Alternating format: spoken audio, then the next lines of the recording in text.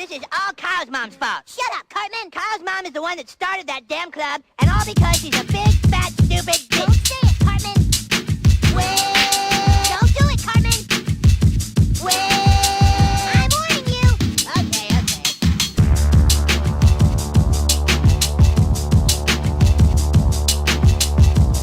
Hello, peasants. Want to kill all humans? We're there, dude.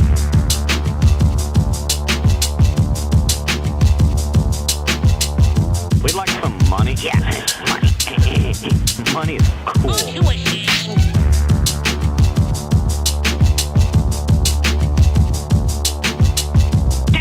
10-6-9er, we got whores on the city. We need backup now. Don't be so dang literal.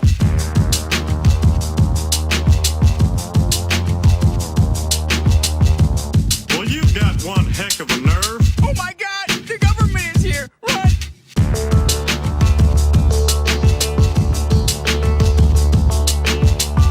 Hey, barkeep, whose leg do you have to hump to get a dry martini around here? Ich bin ein Springfielder.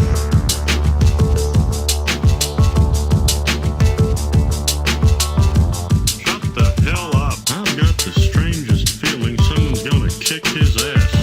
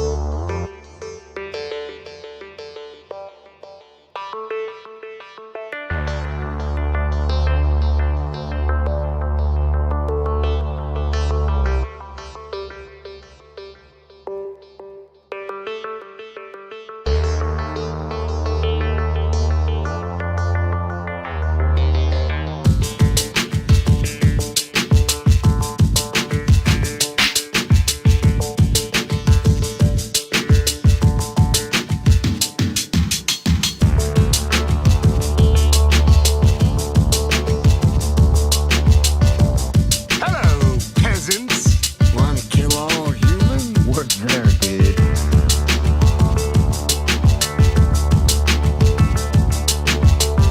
We'd like some money. Yeah, money. Money is cool. Aren't you ashamed?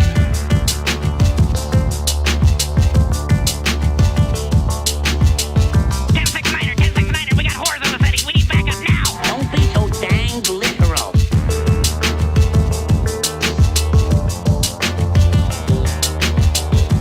Well, you've got one heck of a nerve. Oh my God! The government is here! Run!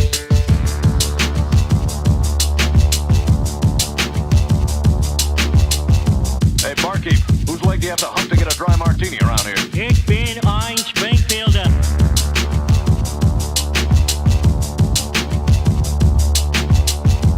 Shut the hell up. I've got the strangest feeling someone's gonna kick his ass.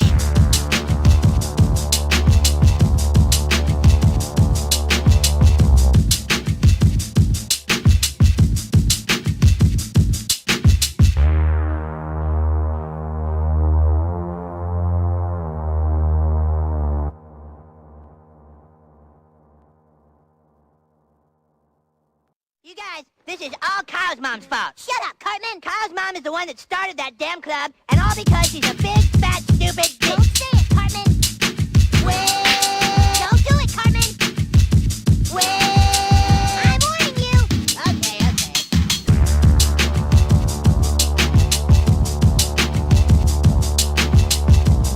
Hello, peasants. Want to kill all humans? We're there, dude.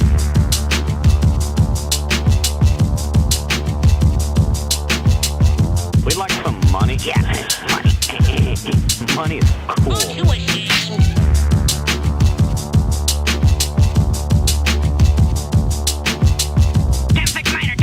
We got whores on the city. We need backup now. Don't be so dang literal.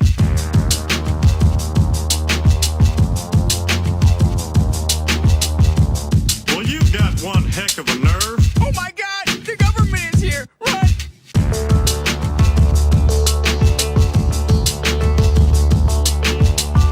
Hey, barkeep, whose leg do you have to hump to get a dry martini around here? Ich bin ein Springfielder.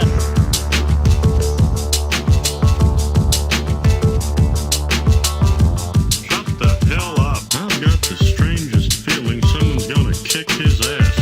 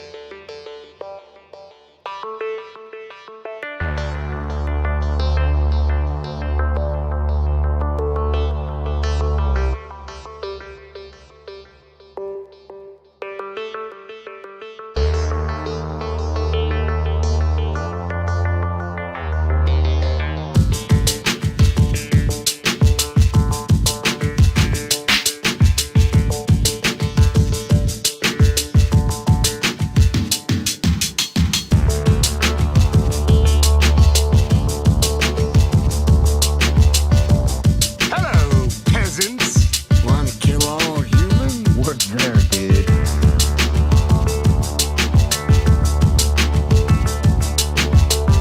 We'd like some money. Yeah, money.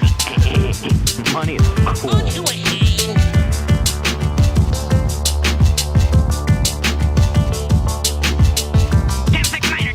We got whores in the city. We need backup now. Don't be so dang literal.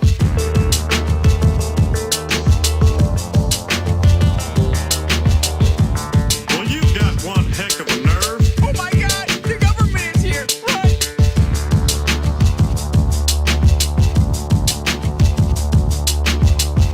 Hey, barkeep, whose leg do you have to hump to get a dry martini around here? Ich bin ein Springfielder.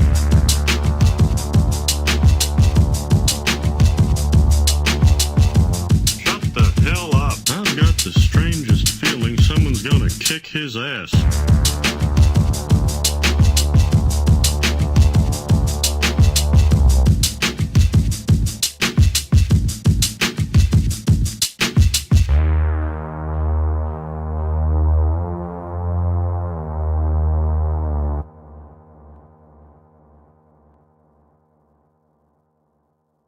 You guys, this is all Kyle's mom's fault. Shut up, Cartman. Kyle's mom is the one that started that damn club, and all because she's a big, fat, stupid bitch. Don't say it, Cartman. Wait. Don't do it, Cartman. Wait. I'm warning you. Okay.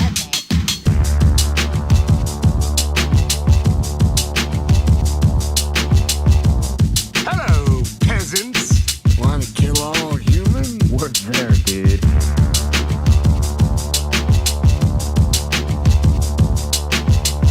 We'd like some money. Yeah, money. Money is cool.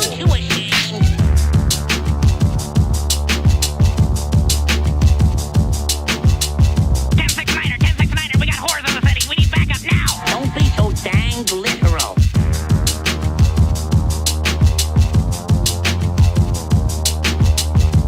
Well, you've got one heck of a nerve. Oh my god! The government is here! Run!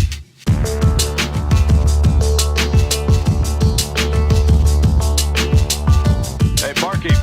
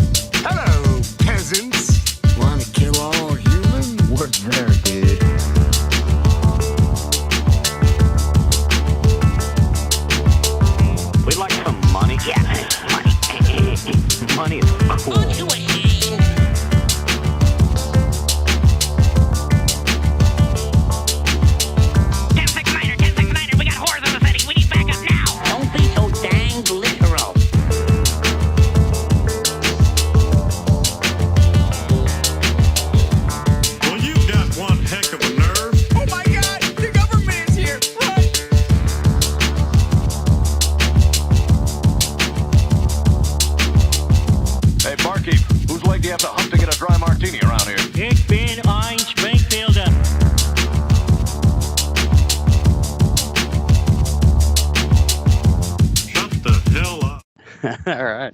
I guess where we're going. What's up, Toonular? What the? If you see it off the bat, this is probably going to be our last consistent episode for a long time. For a while, which is absolutely wild to me. I'm glad you're addressing it right here off the top, but Because I'm not a dude. I mean, in the history of the show, we never plan things, and it's kind of the charm. But I didn't want to make a whole post or do a thing, or I mean, maybe that would have helped us get more views. But I don't know. That's not a thing I wanted to really kind of just go off. But I don't know. It's just look at us right now. We're fucking pre-recording this again because life is just crazy. And after last 2 weeks ago, we had the whole crew. It kind of felt like the culmination of everything. it is really, it's weird, man. Because you mentioned this to me last week before we recorded, but at the same time, it's one of those deals where it's like this has been what, 4 years? Yeah, since 2021. 4 years. I had long hair when we started. It's insane. You were about 100 pounds heavier. I was easily 100 pounds heavier. It's nuts, man. We've gone through so many different slight iterations of this. You know what I mean? We've been ever so consistent. We've been around, available, whatever. We've had art done. We've gotten songs recorded. We've had big name, fancy pants guests. So on a personal note, I just want to say, I will desperately miss this on a weekly basis. Yeah, I mean, I'm not doing it because I don't like it. That's just life. It's just kind of getting a lot in the way. And it's getting such a pain in the ass when we have to, if I go away, then I got to rely everything on you and then still edit, and then vice versa. Then I got to figure out a thing if you can't be here or something happens, whatever happens. Or, yesterday, I was supposed to work till 6. It turned to 10. That's why we're pre-recording it now, and I'm just getting tired of doing that. Of having to shuffle to whatever. It's one of those things where you're not wrong, and I do think that there is a world wherein after a few weeks off, maybe a couple months, whatever, I do think there is a way to revamp and revive. Because in all honesty, again, I enjoy this. I was talking to Jen about it, and she was like, well, now you guys are just going to have to talk to each other on the phone. And I'm like, that makes no sense. And I hate talking on the phone. You know what I'm saying? I go to therapy and stuff. I talk about that. And my therapist is like, well, you do a podcast every week. I'm like, yeah, but it's different. It's sitting here on Skype is way different than me talking to someone on the phone for some reason.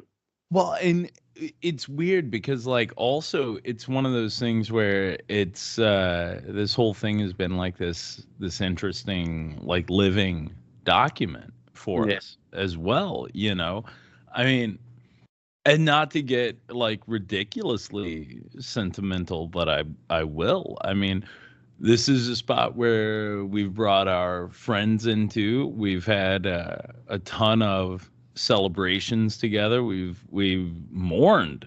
I mean, do you know what I mean? It's literally, it's been a very. We had live performances. Yeah, we've mourned people. We've had live performances. Big Dan cooked a meatloaf. There's, like I say, there's been a ton of joy. We've been able to go through some very hard times together as well. It's weird. It's been very cathartic for me. This whole process has been interesting, and the fact that it will exist where it does, it will continue to exist there. But to go back and to have that little timestamp of where you've been, these markers throughout, Cook Island, all throughout, you know, Where Deer, all throughout, all of that shit. When Yeah, Meat right. is Murder got into Australia the first time, you That's know. true. I know. I forget that Cook Island wasn't even finished yet when we started this. Isn't that wild, dude? Absolutely fucking wild. So I don't know. It feels like the end of an era. It feels like a weird sort of closure, but I do think that between the two of us, we could figure out some type of format. I don't see it dying. And then Oh, if you're interested in it, and I think we talked a little bit about it, or at least it was in my head. We've pimped it, promoted it, talked about it, fucking all of that shit for a while, but we do have banked like 8 or 9 Weird Year. right. Weird Year files. I still don't have a name for it, but it's the real Curse of the Weird Year. that's the most. That's my favorite podcast I think I've done because it's so real. And So in the moment, and the thing is, dude, the thing is like maybe we put those out, you know, either every week or every couple of weeks for the next couple of months. If we did like every 2 weeks, I don't know how heavy a lift that is. I have at least 7 of them edited, so that could get us through a couple of months. yeah, I mean, how many days of shooting? Right, there's like at least 30 episodes. There's a lot. There's a few that we had to combo. The only thing I really regret is that we didn't do it at Tromathon before Pop'em. That was like gonna be my cult, like the big ending, and we couldn't do it after because of Pop'em. But it would have been such a good ending to go like, all right, well now I'm gonna go off and produce this movie, and then you know all the stuff that happened, and then everything that happened there. It would have been a good ending. It would have. I'll tell you this. I don't know about a good ending, but it would have made a hell of an epilogue. Popham would have. This is where everything went to shit. Man, but anyway, I would have stayed on. I would have actually been on Popham if I could have interviewed you every day after that. I mean, I'm just saying, dude. I am literally just saying it was a whole thing, but no, we have that, and we have a ton of stuff, and there's always still like we're getting ready to go on tour, so there are points where we can catch back up. Yeah. You know what I mean? Like on it, and as far as like this is what screenings have looked like and that sort of deal, to put that little button on it. So we have time for that. We can make that happen. I know for me, I always wanted to be on stage. So maybe one day we'll get a live audience of some sort. Look, can I tell you too? I was thinking about that last episode at your apartment. Yeah. It really was weird because we had literally like everybody there from the beginning. So, like, me, you, Nicole, fucking Leo, Stevie Lou, you know, a blunt Will smoker. popped in. The And, blunt and having Will popped in made it that I've had everybody. everybody that's several helped us. Yeah. Everybody in that's my helped apartment. Except for Reeves because he was hurt. He was too injured to show up. His neck was broken from the day before. But that's the other thing, dude. Like, we've done full blown from just participating in and having our work screened at festivals to you've set up your own official festival here. It's like we've grown up on Totally. We watched this change and be people. So yeah, I mean it sucks, but like I said, next month I'm going away to work on a thing. You're going on tour. So it's just like, I don't know, it's almost impossible to keep it going. Unless somebody else out there wants to do it. I mean, and that's a huge thing. I think it works best when it is us. I do think it works best when we have a subject matter expert here. Yeah. So I think what we need to do is maybe retool, figure out how we can move forward and make it its best each time we do it. I think that's the thing, you know. What is it they say? You love something, you set it free. Yeah. I mean, there's still plenty of Batman we haven't talked about, so. Bro, there's so much Batman we haven't talked about. We have pimped it, talked about it, and we finally got Disney Plus everybody again, and we're bailing before we talk about Gargoyles. Oh yeah, we never talked about Gargoyles. Damn, fucking love Gargoyles. Well, Gargoyles will be the first one back. When we come back in, yes, it'll have to be. Gargoyles. It'll absolutely have to be. So So yeah, I don't know. I know this will affect at least 30 people's lives. yeah, so I'll see if I get any messages, see if people care. No, they care. They can trust me. They care. I can name you like 4 people we'll hear from right away. 5 actually. Yeah. There's gonna be Ben Terry. We'll hear from him. Joshua Dolan we'll hear from. We'll hear from Chris from Chicago, right? We'll hear from Reeves Elliott, and then we'll also hear from little Jimmy Adamson. Yeah, and I know it's a thing too. When I post it, out there, people will be like, "What?" Mm-hmm. Out of the woodwork. Yeah, they're gonna come crawling out of the woodwork. Yeah, it's been a journey. I love it. And also, Dwayne being basically our number one guest. Number one guest. Not only in the amount of times that he has shown up, but number one in our hearts. We called him, Professor Steeler for a reason. If you need to think about Transformers, He-Man, G.I. Joe, he's our guy. It's insane. It's insane.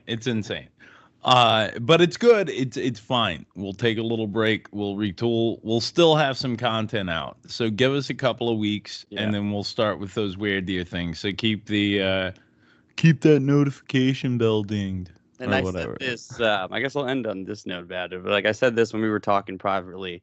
I always forget we're YouTuber. It's either Joel Haver or Mark, whatever the fuck his name is. But Mark he was Rover? Yeah. But he said that like if you want to commit to it, because actually it was Mark Rover because he had quit Apple. I think that's the story, and then started YouTube. And it was like if I'm gonna do it, I have to commit, 100%. And I don't feel like I've given this the 100% that I feel like I could give it. And you know what? That's good. It's same. Whatever. We can come back to it. We can always give it what it deserves, because there's also a couple of other things too. And while famously we've always done our production meetings on air, we can retool format. We've talked about that. We can talk about how it looks. We can start looking at legit and real time constraints to make it work, Yeah. I just think where there's a will, there's a way, and we've got 200 plus episodes of fucking kicking it out there, Yeah, everyone who's been listening, who messages me when I have episode titles wrong or counts wrong. Yes. When I miss it somehow. So thank you guys for keeping it up and watching it out there. So, but speaking of finales, yes, big ending. Did you watch Cobra Kai? Oh my God! Perfect season. I was, by the end of episode 3, James, I was in tears. In tears. All right. Like, and there's so much, and because we haven't talked about it yet, like this will be spoiler rich if you're not caught up. Cobra Kai. Just these last fucking 5 episodes. Can I tell you how, like, I was so charged up when it was Daniel and Mr. Miyagi, right? Fighting literal skeletons from their closets. I know. And dressed with the skeletons from the first movie. Bro, that's what I'm talking about. It was wild to me, man. That This whole is such thing. a like interesting question too, because we talk about AI and like deep fakes and this kind of CG stuff. And for me, like people love to blame that rather than like the intent of like what they're doing with it. And I see a thing like this, and to me, it's always the bigger Cobra Kai, like even overall, where like I don't think Cobra Kai is like the greatest shot show ever. Right. Sometimes the dialogue it could be cheesy. It kind of looks like a soap opera a lot, and not even like this Miyagi stuff is like the greatest deepfake I've ever seen, but it's so powerful and so fucking awesome. It's like that's what matters. That's the intent behind it is so strong and meaningful to what Daniel has to go through. To where he is. Like, okay, so this is what I think and where Cobra Kai has nailed it. Okay, yes, it's cheesy. Sometimes those lines are goofy as fuck, bro. Like legit goofy as fuck. Sometimes fake beards. I mean, come on now. Whatever. You're invested in those characters. You care about this story. It does not matter if the seams are showing. Like they've nailed it in like story arc. They've nailed it in like codifying these fucking characters in your mind, in your heart, in your head. You want to know what's happening. And so, yeah, you can put yourself out when the CG ain't that great. It's about that moment. Here's Daniel and Mr. Miyagi fighting off skeletons from their past that are dressed up like literal skeletons from the first movie. What? Bro, fucking when Johnny and Kreese have that talk. Oh my God, yeah. Like really, Kreese had like such a good arc in this show. Like he was like set up to be like the big villain. And then like the way this show does it, it always kind of like face turns their bad guys in a way that like feels appropriate and like why Kreese felt so bad about everything that happened in 1985. Man, not only why Kreese felt about Johnny, yeah. Bro, so him and Johnny's one thing, him and Tori is another thing. When she looks over and sees him there at that fight, you're like, what in the fuck, dude? Like it hit me so hard. And then the way he and Silver go out on that boat. What? That's so good.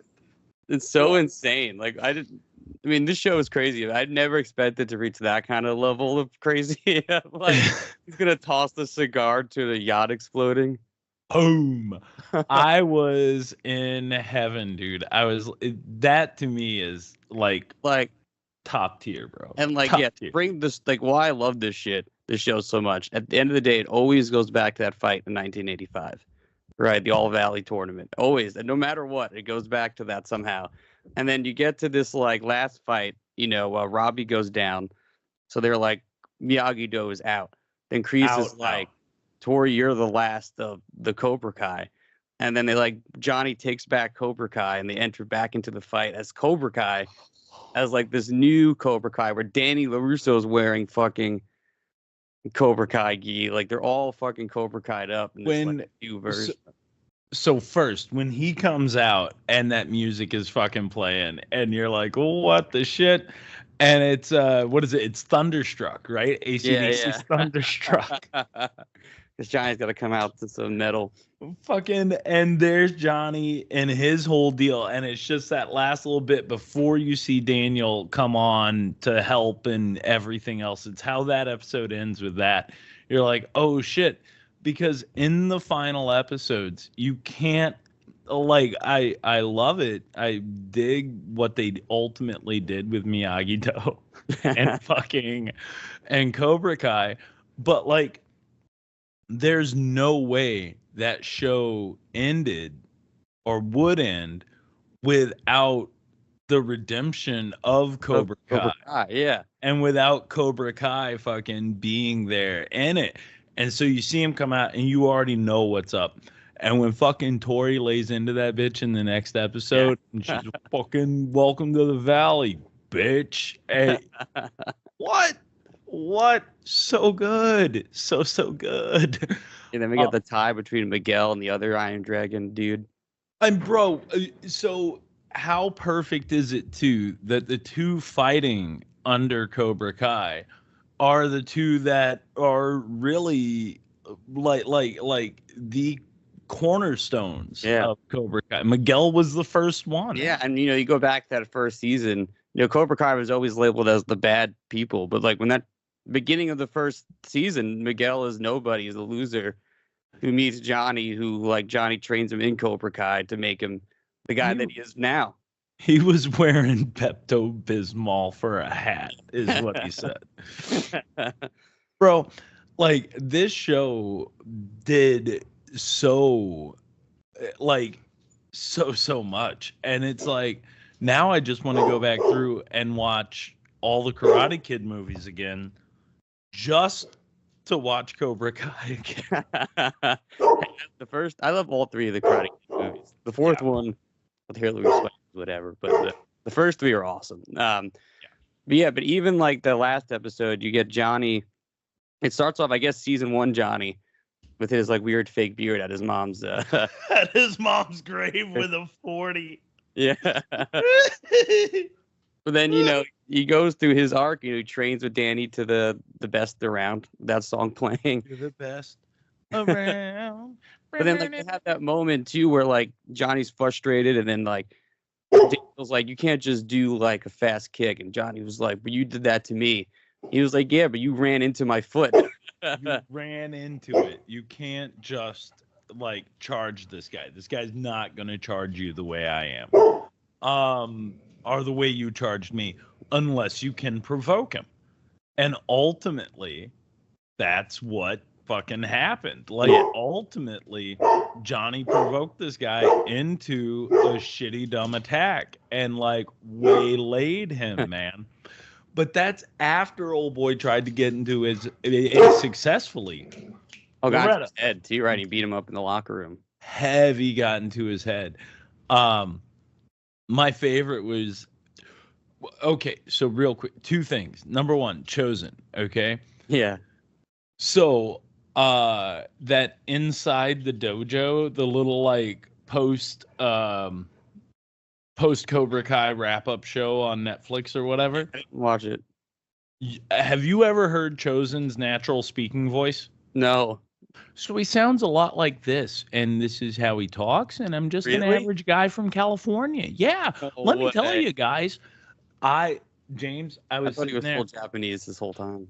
Bro, I had my back turned, and I was like washing dishes, and I'd seen the 3 of them sitting there, and I was like, that doesn't sound like fucking Ralph Macchio or fucking Johnny Lawrence. I look over, and there's Chosen going, yeah, it was the greatest. I was blown the fuck away, bro. Blown the fuck away. I do love the scene where they try to set Chosen up on a double date with what's her face from Showgirls and Saved by the Bell. What's her Elizabeth Berkley. Yeah. Yes. I haven't seen her in a while. I was like, holy shit, dude. I don't even know. It's again. We're in a series of endings and new beginnings ourselves here. So to see this, it was like it was crazy. I don't know. It's arguably the best wrap up ever. Yeah, because then Johnny wins, so he finally gets that win that goes all the way back to 1985, where now his life feels complete finally. All the way back. 40 fucking years, bro. 40 years ago. And it's crazy to think that Danny and Johnny are in their 60s. They're probably the same age as Kreese was, maybe even older than Kreese was when they made Karate Kid. Have to be. Yeah. Have to be.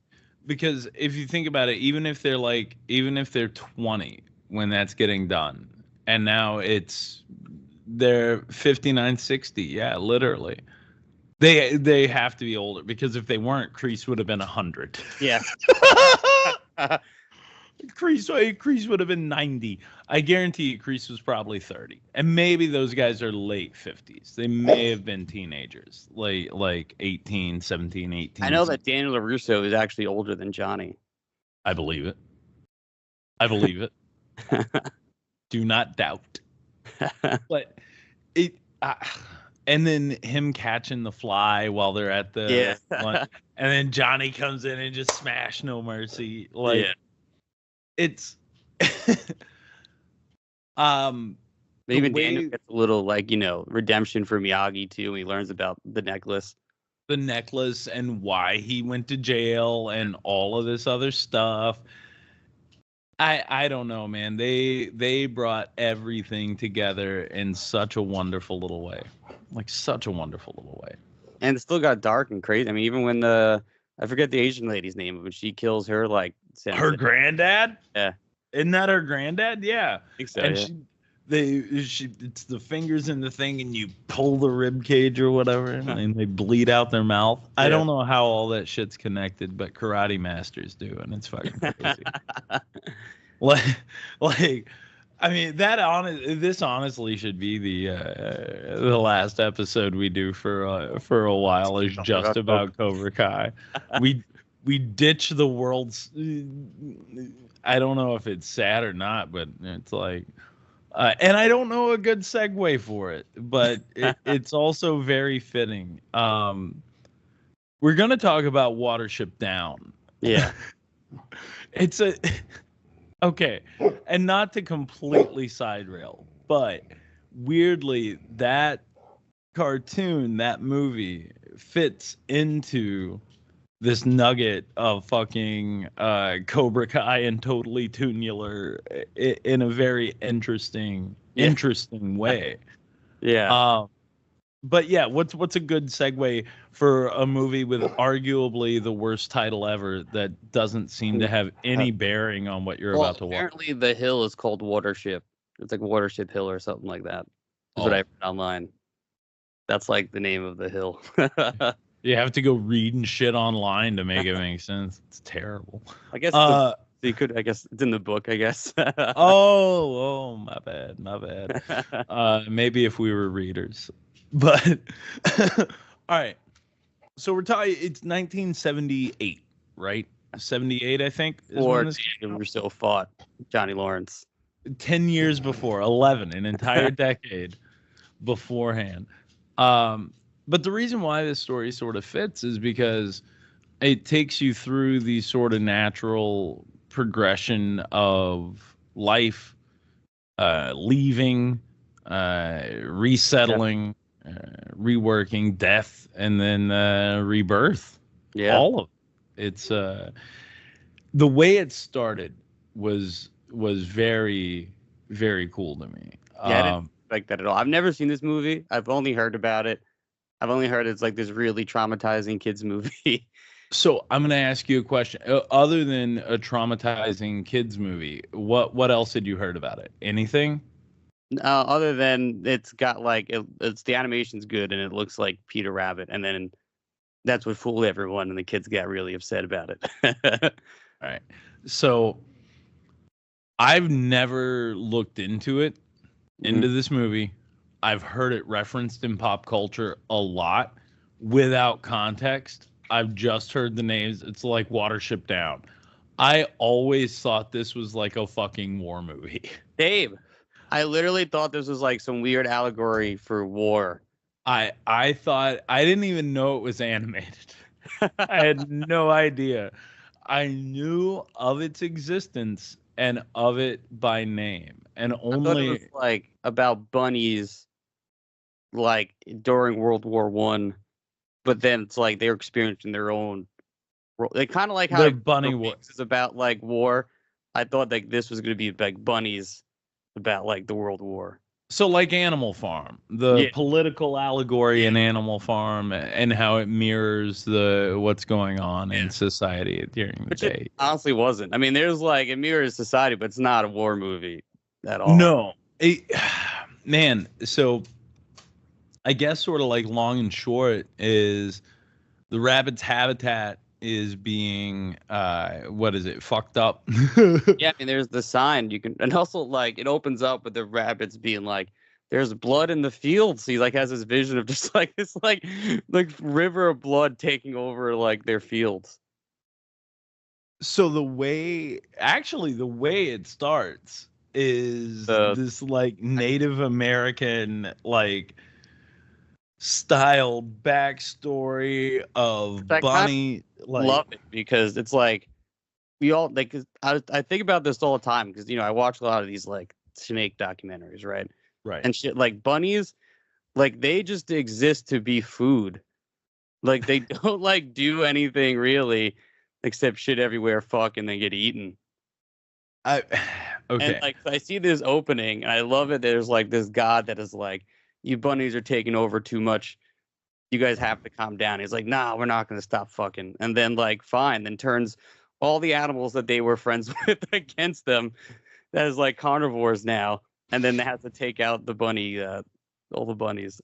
And then the god grants them fast feet so they can run. The god makes them still a prince amongst animals, but they have to burrow to hide. They will be very fertile. And he's like, all your descendants everywhere, this is gonna be this way, you fleet-footed prince or whatever. Like, his head in the ground. He's like, I got a present to give you. And he's like, yeah, but you can only give it to my butt. So there's some other fun butt play later on in the movie too. It's when they meet that bird, the gull, and he's at the head of the hole and the bunny's trying to get around him and the bird keeps just getting in his way and eventually the bunny just runs under his ass and out from underneath him. But whatever. So long and short, that intro sets up who rabbits are and why rabbits run. You know what I mean? Run, rabbit, run. I think it provides a really interesting context for the rest of not only the story, but like just in general and the way they kind of wrap it up.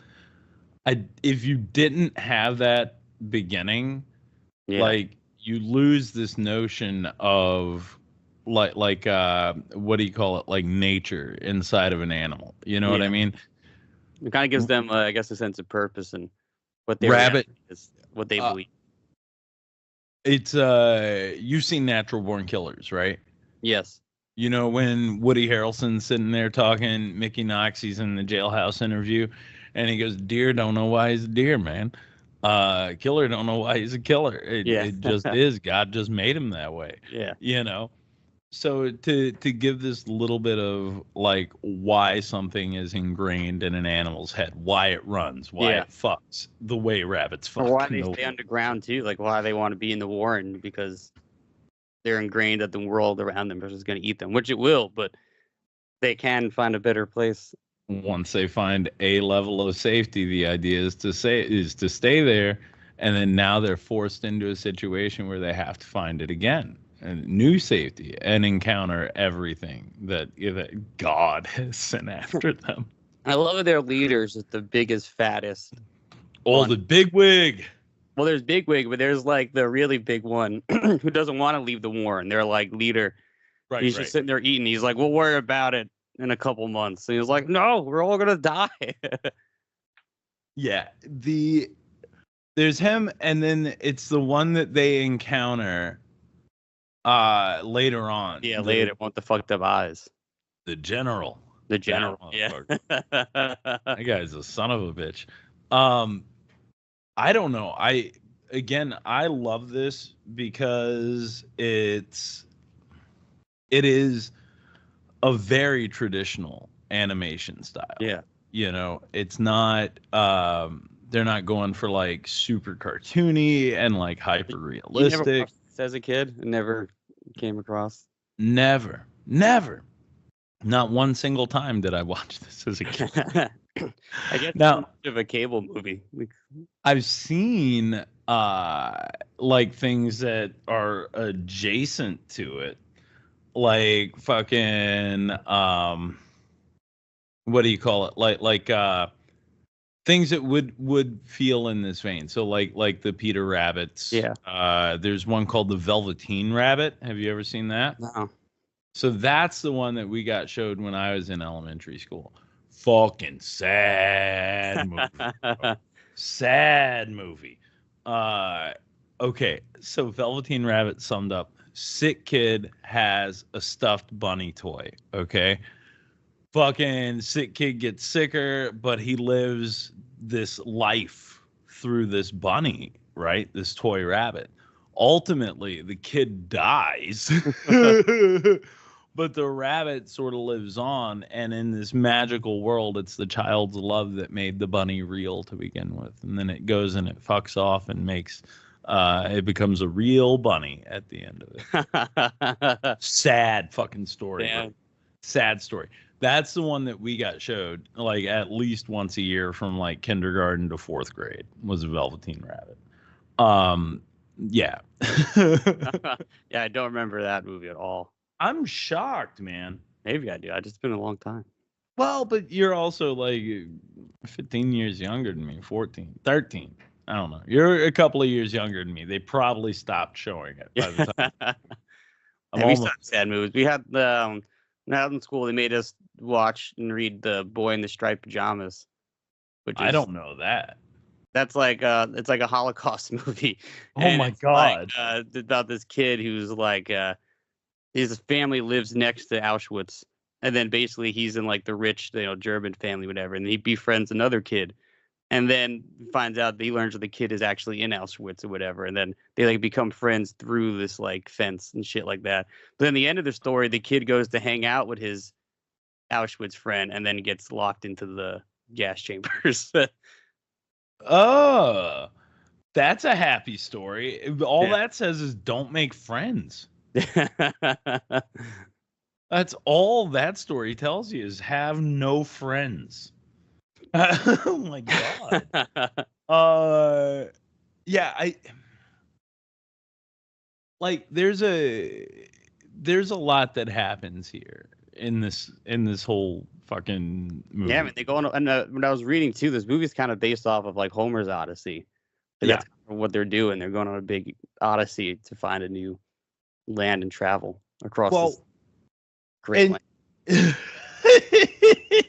And that's true.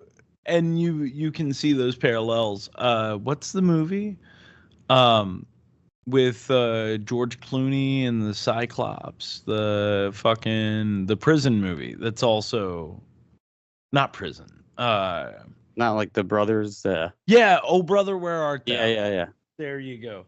Oh, Brother, Where Art Thou is also Homer's Odyssey. Yeah. Okay. So yeah. And weirdly, I think there's a part of Cannibal the Musical that's Homer's Odyssey, but that's a whole other thing. It's a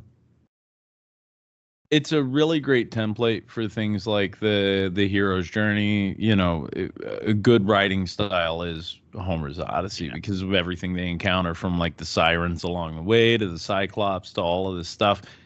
And it's like anytime you put these things in your path, once you are changed, once you have found the item you're looking for. So isn't it like they still end up changed after finding the place that they're looking for? They have to go back. Oh yeah, certain things. I love that part because they get their nice hill. They go through it. And also, so we watched this movie 2 nights ago. No, we may have had a few libations at a Myrtle pub, and I don't really to watch it. So I was waiting for him to get off work. So we watched this at like 9:00, 9:30. When the first half drunk 9:30, a bunch of grown men crying in your fucking apartment. But there's the scene when they were first like running away, and I have the one bunny, Violet. I guess it's like the one female bunny they got, and they're running through, and a hawk comes down and grabs the bunny, and the dude just goes, "Violet's gone." Dude, we laughed so hard, like just fucking busted out. Could you imagine being a child though and seeing that and being like, "What the fuck?" To me, the funniest thing was the bird. Again, the bird when he's telling them how ill prepared they are for their adventure, and he's like, "You got no mates, mates. You don't even have any mates, no mates." Well, that's the thing, right? They get their fucking perfect spot to live in. They're all taking their naps, and then they're like, "Wait, we have no one to fuck." We have no one to fuck, James. This is perfect life. But what are we gonna do? No one to fuck here. I mean, listen. Let's go steal the other female bunnies locked away at the farm across the river. Let's free those bitches. Yeah. Chicks dig it when you get them out of jail, bro. I It's know. their And then favorite. they like break in, and then Bigwig's like, "Hey, you ladies want to come explore with us?" We're like, "Oh, but how do we get out of here?" And he's like, "Don't worry, I got you." I got you now. Let me take you to my fuck field. And may I interest you in a fucking? It's like what? You think it's called a thumping? A thumping. Yeah, there you go. A thumping. Oh, perfect. All right. And on that note, ladies and gentlemen, that was totally Toonular. Good hard thumping. No, dude.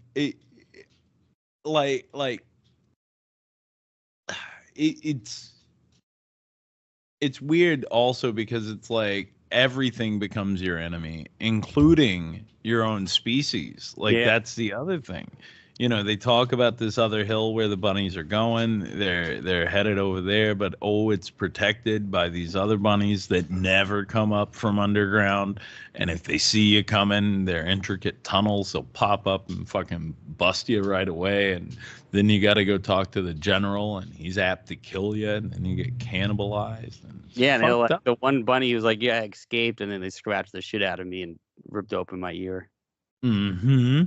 Like it's heavy, dude. It's heavy. I mean, like I said, bunny. The life of a wild bunny is hard. You know, they're cute, adorable creatures. Like I said, that exist to just get eaten and just have to just survive. I mean, growing up in Long Island, we had bunnies. You know, that would just roam around, and my dogs would fucking murder bunnies constantly. So, when I was a kid, I had a German Shepherd. His name was Hank. He was a very good dog. He lived outside, and we had to keep him, you know, kind of in like a little spot. And he had his fucking dog house and everything.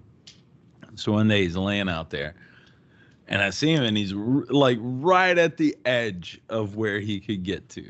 Okay, so he's sitting there, and notice in front of him a little rabbit just eating some shit. And I'm watching my dog. I'm watching this rabbit. Rabbit hops a little closer, gets some fresher, greener grass. Hops a little closer, Next thing I know, dude, my fucking dog just reaches out with one paw and one fell swoop, just bam, snaps that motherfucker on the back, grabs him by the scruff of his neck, fucking shakes the shit out of this thing, throws it up in the air, like launches this fucker up in the air, comes down, crushes it with another fucking paw. It hits, bam. Then he starts, like, he snaps it and it plays with it for a while. like a lot, get away from him. like a lot longer than his. Fuck no, I wasn't gonna get in the middle of that. No. He then takes it behind his doghouse, digs a hole, and buries it. And it's just like, this is mine. This is where this goes. But he did. He fucked with that thing a lot longer than, you know. Whatever. It's a dog. It's what they do. Yeah. I've seen Leroy kill like groundhogs and shit. Like, it's fine. It's Our okay. dog used to like bring the rabbits to our back door. Yep. Like, look what I got. And sometimes it'd still be alive and be like, get it out, fucking drop it, you know, blah, blah, blah. Well, you don't want him to bring it in the house. No. Leroy had one time that he kept trying to bring into the house, and it was like, you're gonna fucking live outside if you want. If you won't drop that son of a bitch, you're staying out. And that was another whole day affair. Like, he killed that thing in the afternoon, and then it was probably 2 a.m. when he finally like dropped it and came inside. And yeah, dogs still got the, you know, beast in them. I mean, like, I remember I used to watch my dog, like the rabbits would be like eating, doing their thing, but she wouldn't like chase after him first. She would like literally stalk it like a tiger. You know, she would crouch real low and like kind of like inch up. And the second the rabbit would turn and notice and start to run, then she would fucking bolt after it and chase it around for a while. Sometimes she'd get it, sometimes they'd get away. Dude, it's like the level of chase that goes into it. That's why when they go back to get the chicks, to get their goils, they fucking it's the dog that tips them off. It's also the dog that comes after the general at the end, right? When what is it? The general says dogs are nothing to fear, and he turns around and that motherfucker crunches his goddamn head. What? I was on board for. like completely on board for. There's also a bit too. A big wig is like they're like running, and he gets trapped in a fucking like noose trap. Yeah. And it's choking to death, like spitting out blood. The fucking snare, and that's early on in their adventure, if I remember right. That's like fairly early on, and the whole area is supposed to be like snared, so it could be any of them.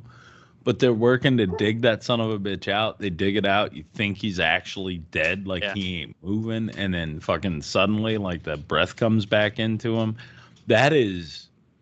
Yeah, if they didn't have Bigwig, they wouldn't be able to do a lot of stuff. That was a whirlwind, bro. That was a fucking whirlwind. And they're like, they didn't know what to do, so their explanation is like, well, we dug it out. We dug it out. You're okay now. It's dug out. It's cool. When the one gets shot with a buckshot and he's hurt and he's sitting there and the bird's like, you don't know this? You don't know about this? You pull it out, it gets better. And he just starts plucking out the fucking...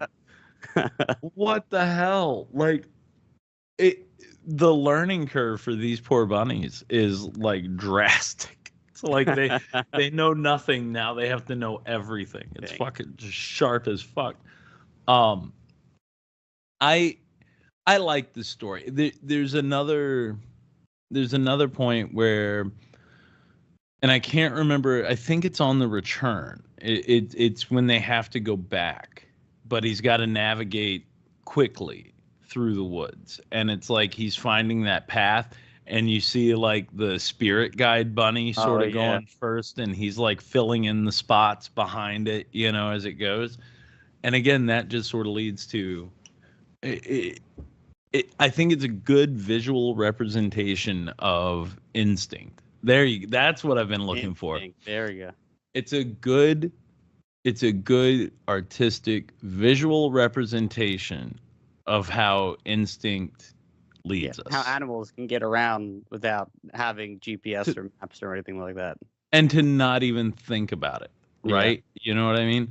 They're guided by ancestor. It's a knowledge bred into them. And I thought that was really well done. I also, I was stoned, and I loved all the color shift and everything with the rabbit as everything's getting, purpley. Yeah, like when they're in their like little rabbit hole, a way for them to show depth within the rabbit hole, they like painted the deeper holes like a different color, like there's some light down there. Yes. Pockets.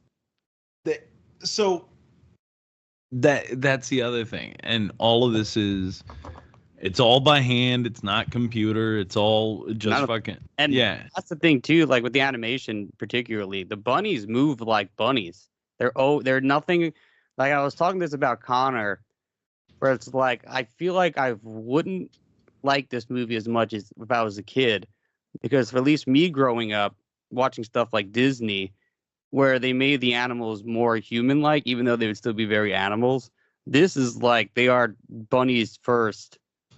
Then they have like the way they move and talk, like all their like they just bunnies as reference and like some bunnies doing shit to like get that. Yeah, right? they of course they did. Like these are rabbit people. Like that's on the application. You have to be like a rabbit person to fucking work on this thing. Like the wide shots, you see them like running, and they're not just like running; they're literally hopping like fucking bunnies.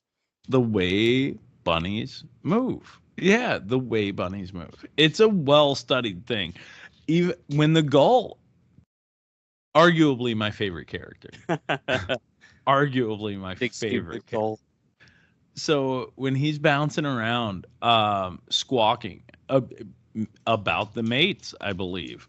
The way like the wings are moving, the way his head is moving, it's like they found a pissed off gull and just studied it for hours, because that is even as goofy and cartoonish as it is, he's not like taking his wing and pointing a feather at him. Yeah. You know how you see that in cartoons? They point the that's feather kind of wing. shit Disney would do, you know? Yeah. They watch like The Lion King or whatever. Right. It's that what's that parrot's name? Fuck, I don't remember. Isn't it Gilbert Gottfried? Yeah, whatever character he voiced. But anyway, it's not like that. It's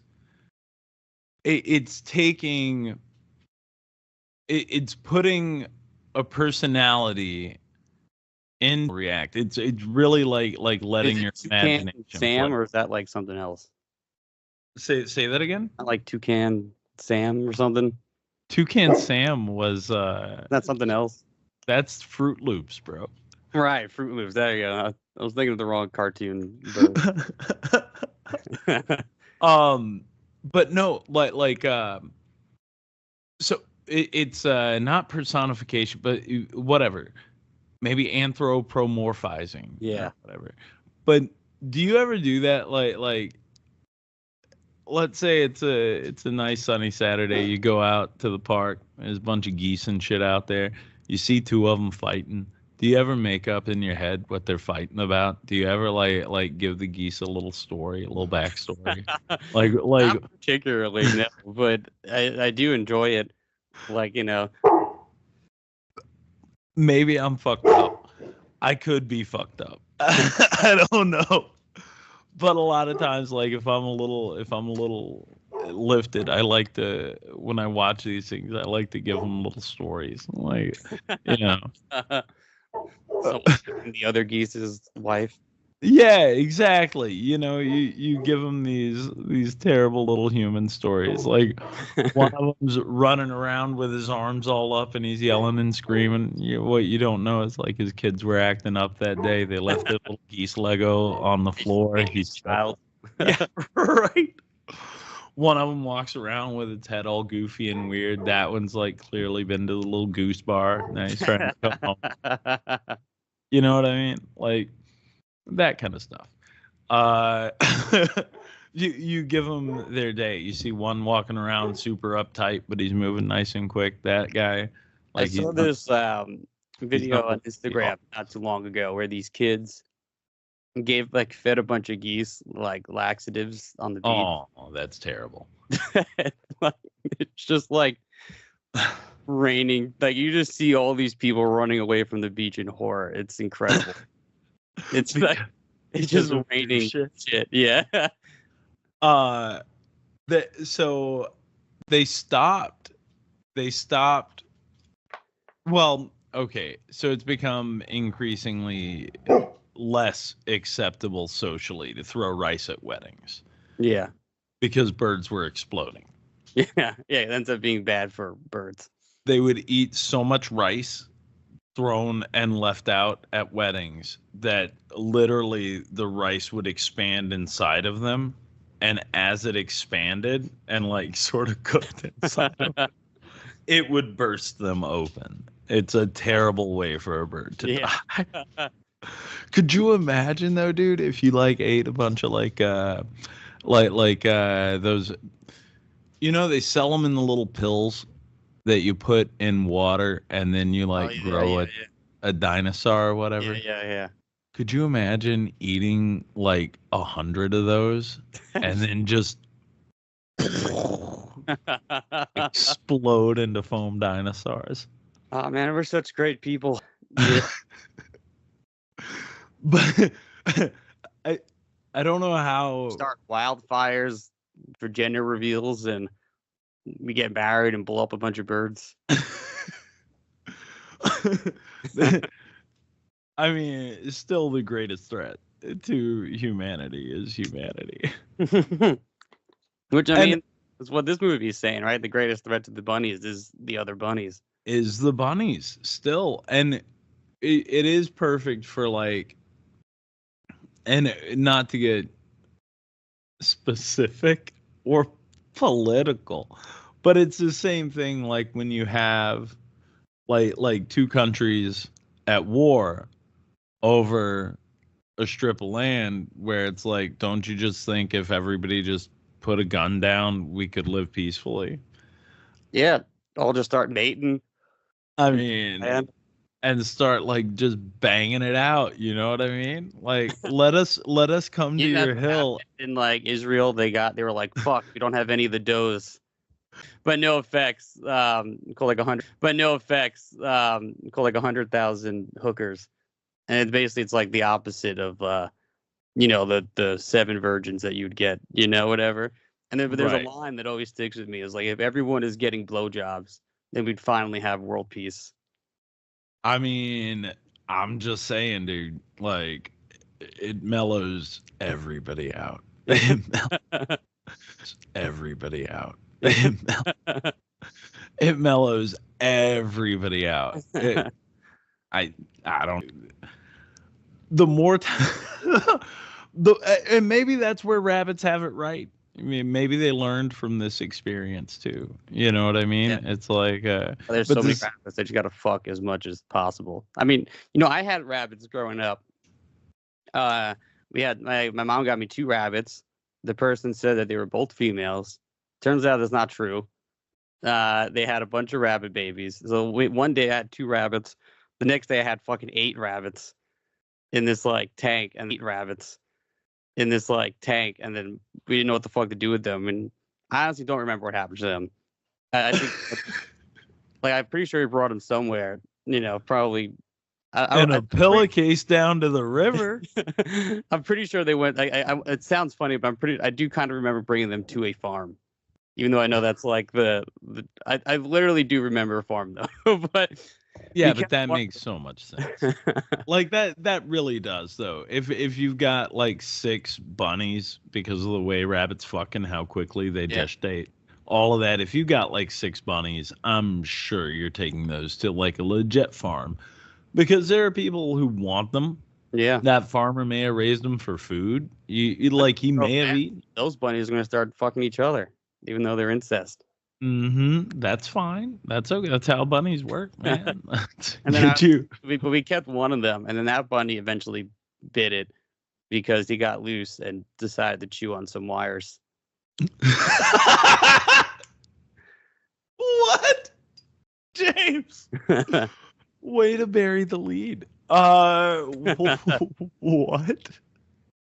Yeah, I mean, that's what happened. They just decided he was going to go. We went behind the couch and started chewing on some speaker wires. And So you came home to like roast bunny, or were you there like in the moment when it happened and you're like, Bunny, no? I don't remember. If I came home to like a roasted bunny rabbit, like just by my speakers, just all electrocuted and cooked, I would freak the fuck out. It's a little cottontail turned to like ashes and soot. James, I'm sorry. I don't think it was that graphic. I don't remember being that graphic. That's terrible. They're stupid. They're adorable, but they're fucking stupid. Well, They're chickens. They exist to just be eaten. to be eaten, they exist as food and then clothing, because you can sew up some cool That's shit. true. Yeah. What do bunnies provide for this world besides food? Fur, lucky rabbit's feet. I mean, you know what I mean? That's a whole industry. And I don't think people feel bad about having a lucky rabbit's foot because of how many rabbits there are out there. You remember, Well, it says like the number 1 is food, which is hilarious. But number 2, I guess it says it helps control plant life because they eat a bunch of plants. But still not a great life, in my opinion. So there was also the bunny massacre that happened in Australia. No, is that no? What? Okay. So there's a whole thing where like there's an island, I think it's called Macquarie. 50 years they had spread across the entire continent. There you go. Yep. Holy Yep. shit. And then the Macquarie Island, I think, is a different